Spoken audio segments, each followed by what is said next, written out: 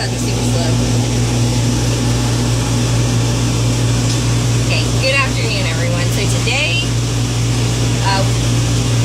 so as UAV operators, we're all aware of potential dangers on the ground. You know, safety issues, tripping hazards, all kinds of different safety issues. So let's talk about the dangers in the air. As UAV operators, one of the things we have to worry about is manned aviation. So we're going to talk about how we affect manned aviation. So the FAA claims that there have been 25 incidents of close calls with manned aviation between unmanned aerial vehicles and manned aviation.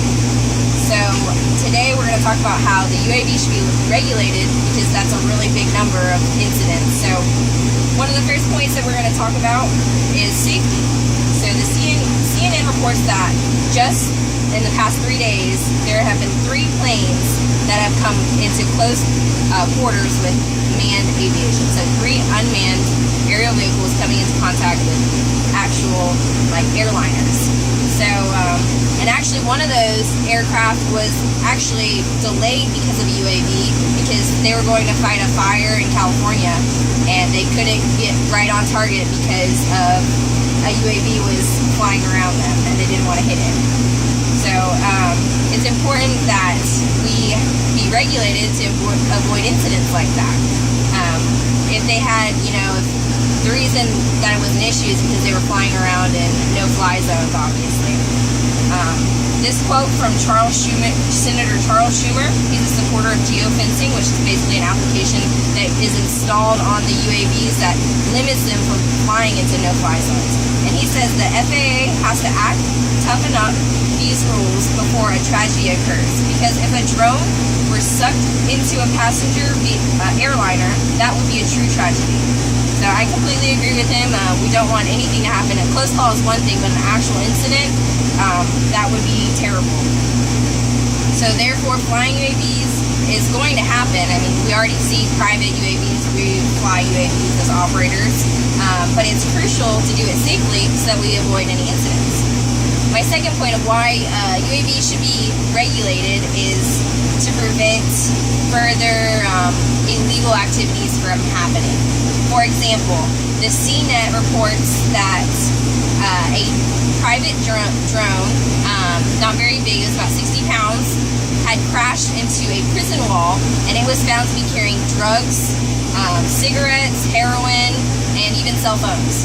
So therefore, I mean, if they can bring in cell phones and drugs, they can obviously bring in a weapon or anything like that. So it's important that we regulate those drones so that we can keep them from flying anywhere near prisons, and therefore we can prevent contraband from being distributed within the prisons and further endangering any of the prison guards or any other inmates that are in that prison.